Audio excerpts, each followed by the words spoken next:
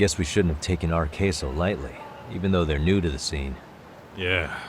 Supposedly Soma's the one who spearheaded the campaign to scoop up all the ex-Tojo. Turns out he's teaching the next generation of thugs about protection money, loan shark, and mugging. He's like an unemployment agency for shitheads. They've got 50 full-time bodies so far, but if you include part-timers and other associates, they may be well over 2,000 strong. That's a lot. Even half that's a lot. The Yakuza left behind a gaping power vacuum in this town. Even if it wasn't our case, someone else would have swooped in. So much for peace and quiet in Kamurocho, huh? Sorry-san's calling. Hello? It's Shirosaki. Sorry for the wait. I found our file on Ahara's victim. Ah, Mamiya-san, right? Yui Mamiya? Yes, she lives with her family in East Ikebukuro. I'm about to make a quick house call. Awesome. Then I'll be right over. Good. See you sooner than later, I hope. I caught all that. You go on ahead, Doc. This one's outside my area of expertise. Okay. I'll head back to the office when I'm done.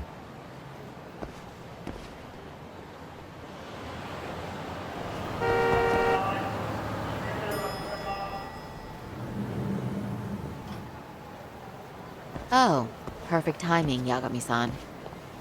And here I was about to go without you. Are you ready to visit Mamiya-san?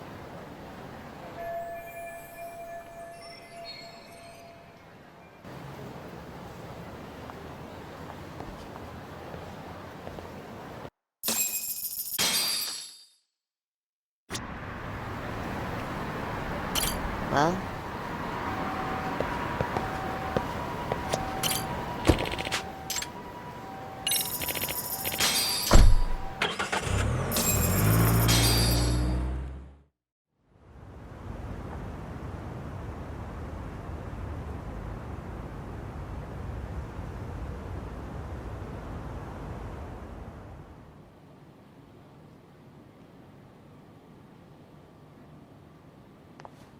remember, we're speaking to a victim here, Yagami-san.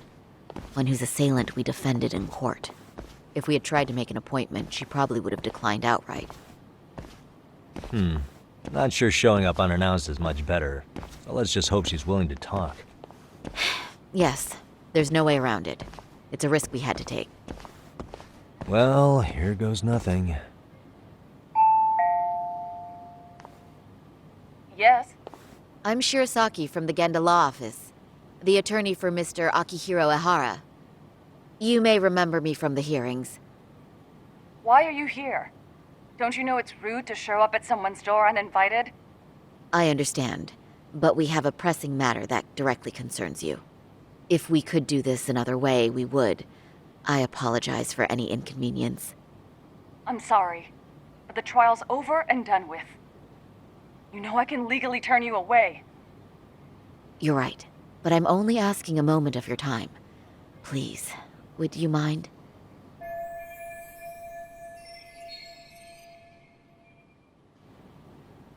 I don't have time for this. I'm going to have to ask you to leave. Wait, before you do that. Sorry to butt in. I'm Yagami, a detective helping Saori here out. And?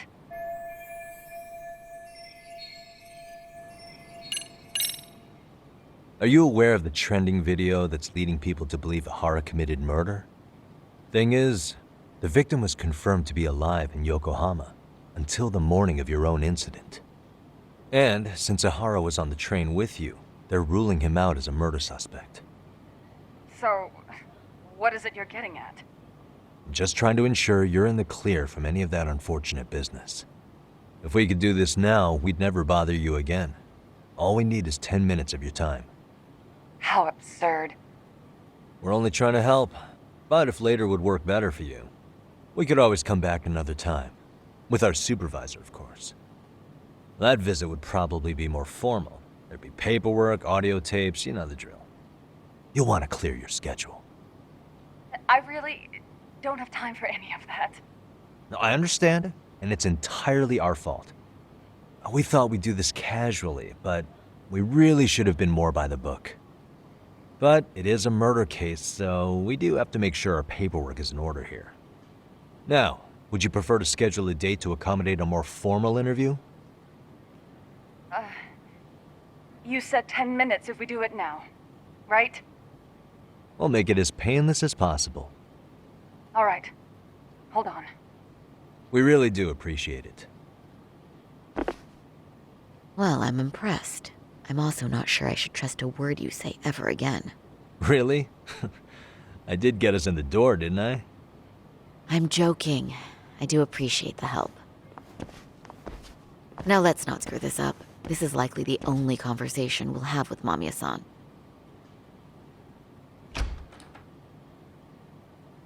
Hello. Hi there.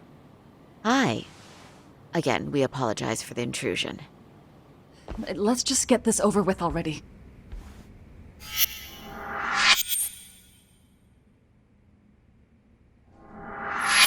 Okay, bye-bye. We'll make this quick.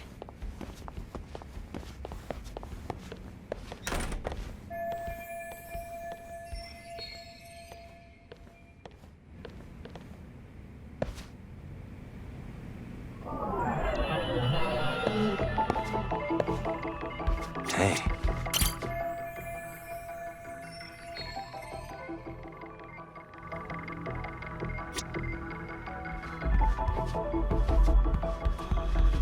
Suspicious.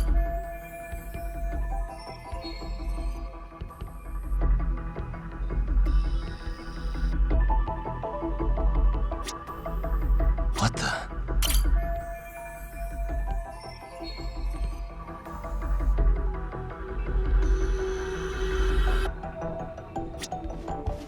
Hey.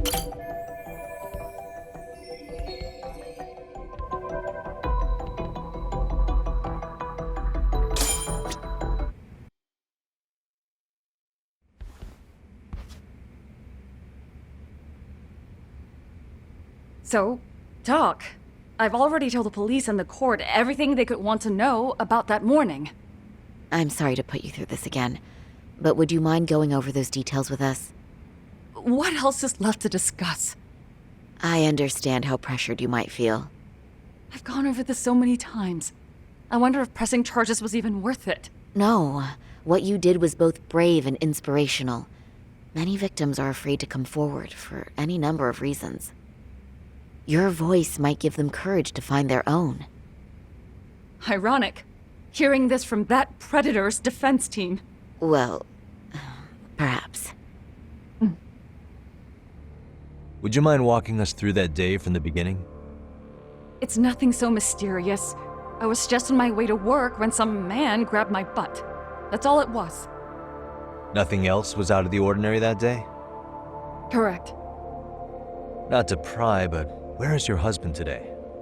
Still at work? He usually doesn't get home until later. On that note, I have to feed my son, so let's get this wrapped up soon. We'll try our best to. Moving along. On that day, you and Ahara-san boarded the train bound for Ikebukuro, correct? Had you ever seen the man before then? No. At least not that I can recall. How many times must I go over this? Your lawyer friend here already knows everything I have to say. What do you gain by getting me to repeat things? That's the thing. Yagami-san here is a specialist. He can take whatever you repeat, analyze it, and draw up an entirely new conclusion. Right? Of course. That's exactly why I'm here.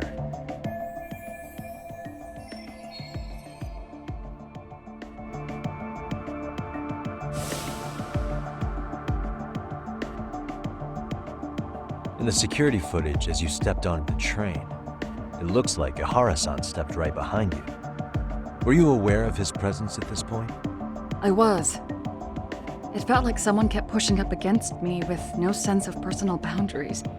I remember second-guessing myself at the time, thinking it was normal for the train to be that packed.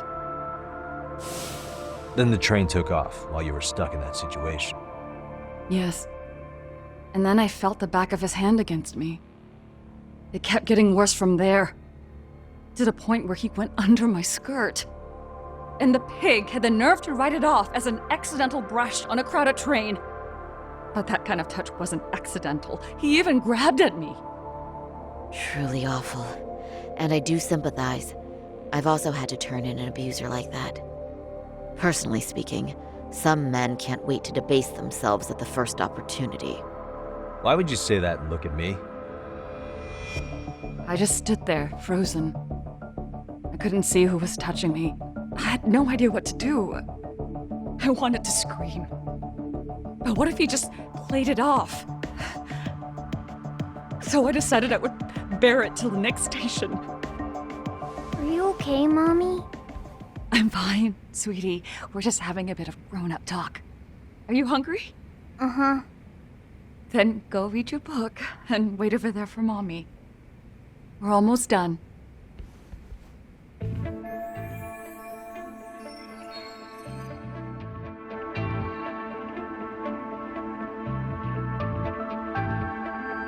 You said the abuse lasted the entire 6 minutes between Ikebukuro and Shinjuku Station. Did you see the groper's face at any time during that span? No. I was too terrified to look. And I thought, even if I did, he'd just pull away and escape. But just as the train was pulling into Shinjuku, I reached back and grabbed the hand on me. That's when I saw his face.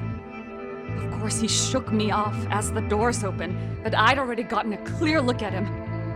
He must have known I could turn him in at that point. So he ran, and I chased after. Right. That was captured by the station's security cameras. Great job tailing him in such a crowded space. On that note, did you ever happen to lose sight of Ahara-san while running? His cap was pretty easy to spot, and no one else was bolting off the platform like that, so I never lost sight of him. At that point, I could feel my voice returning, so I just screamed, "That man grabbed me!" I'm glad there were good Samaritans nearby. For sure. And there were a lot of smartphones out, so I figured there was no way for him to get away with it. I was so relieved. I see. I think I've got the gist of it. But now we've got a piece of evidence that contradicts what you've told us. What do you mean?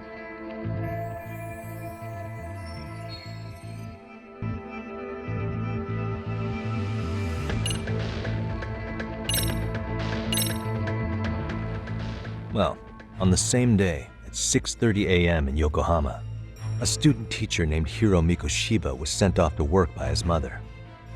But he was soon abducted near his home, only to be found dead much later in Ijincho. Is that...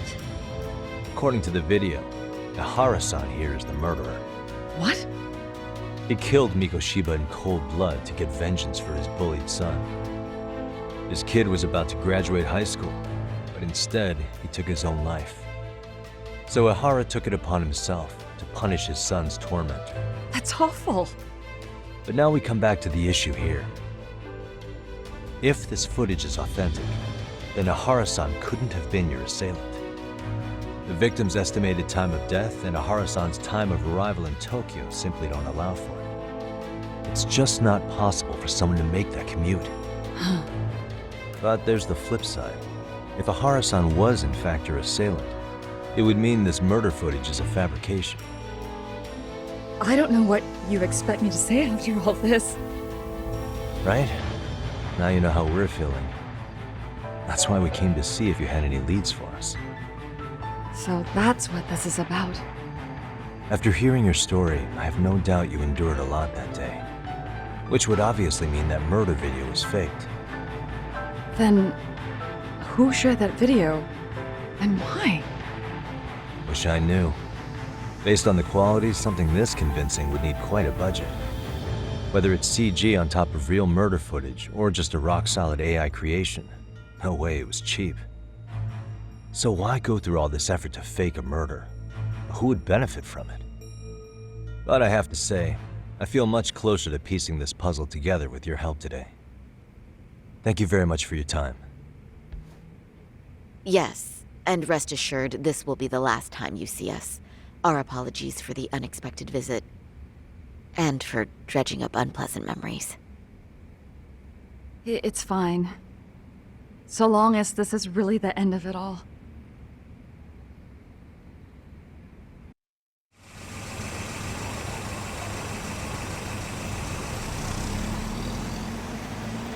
I'd like to report Mamiya-san's account to the rest of the team.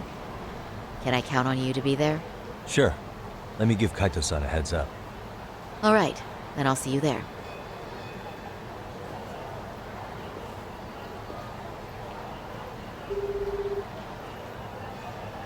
Yo, me. Hey, I just got back to Kamurocho. Everything good? Any news? All good here, man. What's with you? You worried Arcade got to me or something? I mean, they did run their mouths about stabbing us in the back. But if you're good, I'm good. Anyway, I'm heading to Genda so Sari-san and I can go over what we learned from Mamiya. You're the boss. As for me, I'm calling it a day. You do that.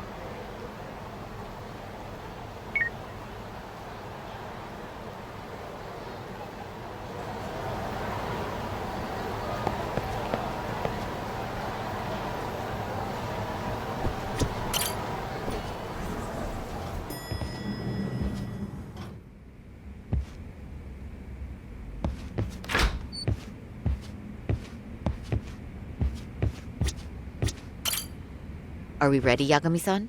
Let's start with our visit to Mamiya-san, if that sounds reasonable to you. Yeah, let's start there. So, the victim's story is completely in line with her court testimony, huh? That's correct. There wasn't anything new to pick up. Unfortunately. In which case, should we look into the murder video instead? Like, figure out how they made it? Let's not get ahead of ourselves here. Whether that tape's fake or real, someone had to put it online, right? Do we have any theories on who that might be? Well, the footage showed enough of the surroundings to make the crime scene clear. As somebody who's been there, I can confirm that the blood splotches match what you see in the footage. Which means...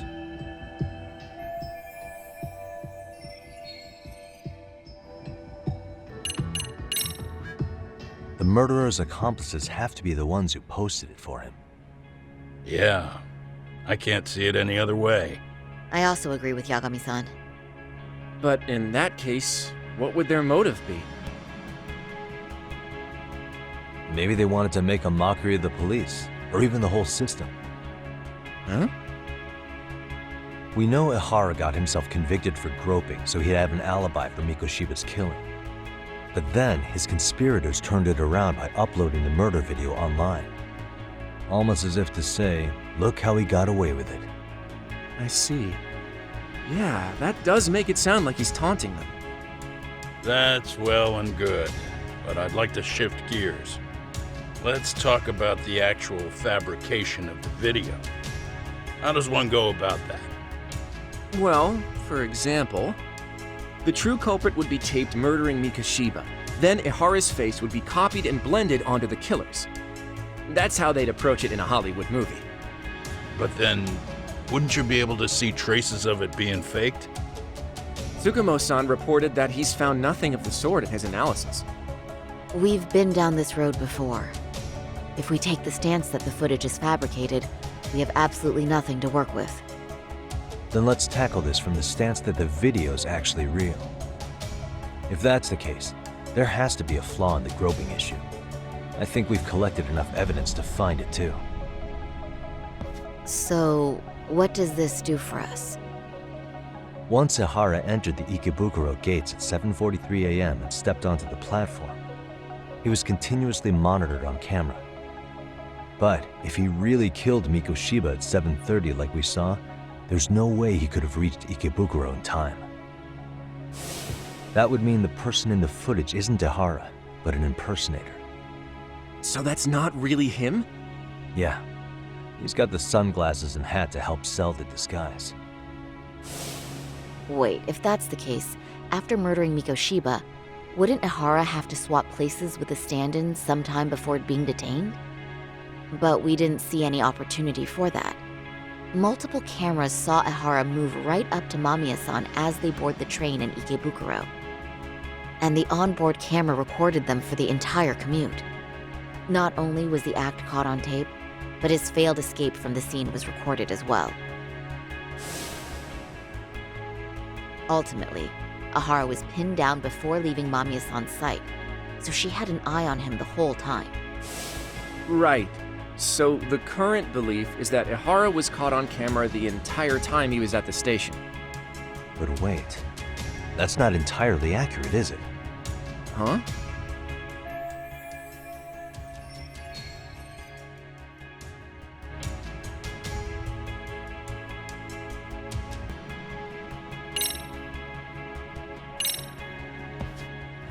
Remember how we mocked up a diagram of the Shinjuku station platform? Yeah. Oh, wait! That's it! You could be onto something. There's a point where Ihara wasn't on camera at all. What is this point you speak of? Let's all go over the diagram so that everything will be clear. Here's what I want you to see. Suspicious. Hey.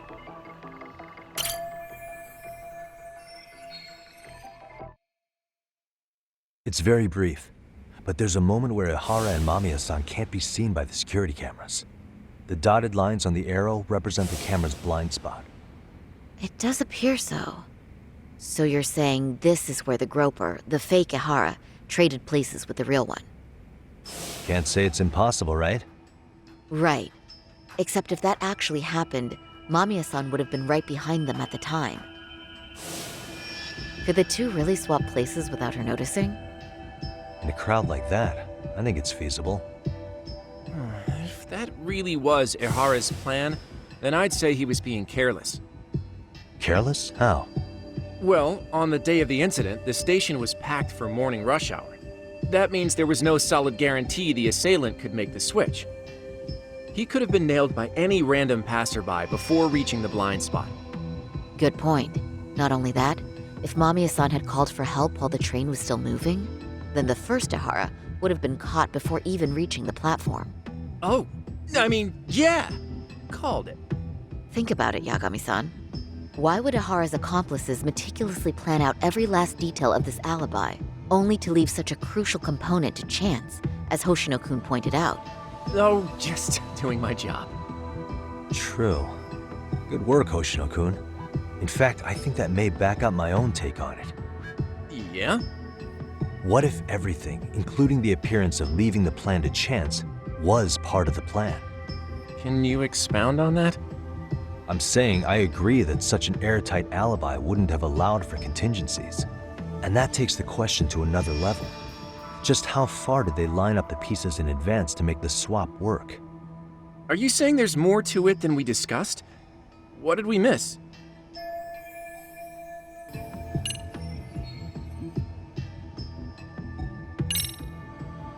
I know this won't go over well, but what if Mamiya was colluding with Ihara all along? Huh? Bear with me. Let's say Mamiya was in on this and knew about the imposter in advance. If that's the case, the swap could happen right in front of her and no one but the three of them would know. You're saying the victim of a groping conspired with her assailant beforehand? That's ridiculous.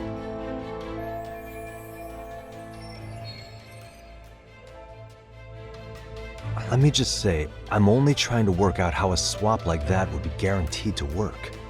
Now, if Ihara and his stand-in both know that Mamiya will pretend not to have seen them, they can trade places in the blind spot with impunity. Conversely, if Mamiya wasn't in on the plan, the idea of a swap would never work. We can say with certainty that she would have seen the swap, so... She could have even called attention to the real Ihara the moment he stepped in. That way, the people around her would be focused on chasing the correct assailant. The rest is as we know it. They caught Ihara and detained him until the police showed up. Hold that thought. If your theory is accurate, what about Ihara's trace evidence? Remember that fibers of the victim's underwear were detected on his hand. Well, that can also be explained by Mamiya being in on the plan. For example, while the stand-in was showing himself at the security cameras, Mamiya could have easily provided Ihara access to a pair of underwear at the same time. Maybe the stand-in loitered around for so long because he was letting everyone else get themselves in place. It's not impossible. We can work out the other details later. But the point is, Ihara's murder alibi is shot if Mamiya was involved. In summary, it's possible Ihara disgraced himself to secure an unshakable alibi for Mikoshiba's murder. I'll concede that it's an avenue worth pursuing. And when it comes to the prosecution, they can't just admit they got the first case so wrong. Plus, they can't question Ihara about Mikoshiba's murder. In fact, their only option is to claim the tape was faked. So he managed to make a farce out of the system after all. Well, his court case for his son's bullying did get more or less thrown out, didn't it? The school, the investigative committee, and the court all agreed there wasn't enough evidence to convict anyone. No surprise for me that the guy held a grudge against the system for so long. Hold on. Before we all decide on this, What's up? the obvious question to me is why would Mamiya be party to such a crime? She appears more than financially stable, and she's even raising a child. So why would she do something so enormously risky as helping establish a murder alibi? Yeah, I haven't gotten that far yet. But maybe she was promised something that far exceeds the risk. Or maybe Ihara has some kind of dirt on her even? Enough to make her help with a murder? What sort of secret would be big enough to force someone into that corner?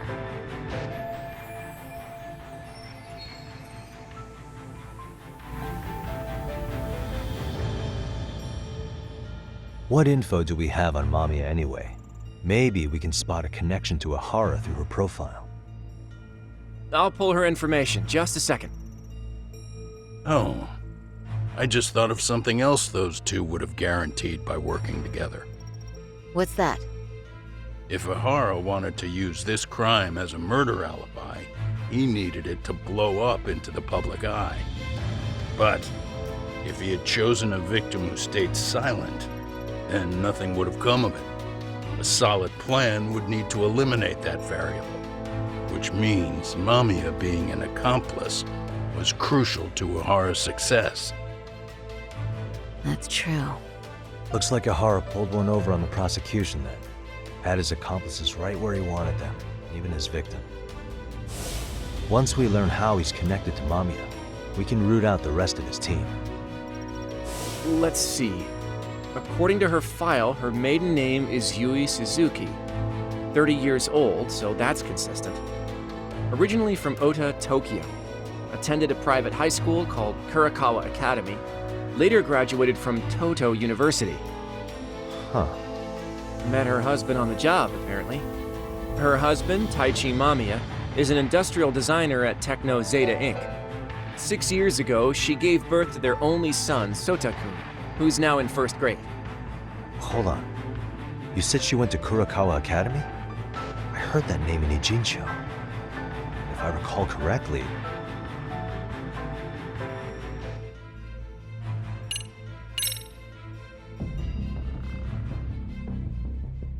When I went to scope out the murder scene, there were these 3 guys watching the detectives and me. They told us they were just checking things out, but they mentioned they're Kurakawa grads too. You have any ID on you? Will my license work? Kake-san, age 30. Akaike-san, age 30. Mommy is 30 as well. What's that got to do with anything? Aren't we trying to find a connection between Mamiya and Ihara? I found the Kurakawa Academy website. Looks like they're pretty prestigious. It's in Tokyo, specifically in Ota. Pretty close to where Mamiya lived. Oh, What? the girls there get such cute uniforms. You little... You want to start all over from the bar exam? Wait, I've seen that uniform before too, actually. Where? On an old picture of a teacher at Seiryo High, Sawa-sensei. Ihara's son had confided in her. Is she actually a Kurakawa grad too? I don't know Sawa-sensei's exact age, but she could well be 30. Maybe all of them were even classmates. Could this mean they're actually linked? The victim and her up-to-now unrelated assailant? It's a tenuous link at best. Could fall apart any time. But no true detective alive would pass it up.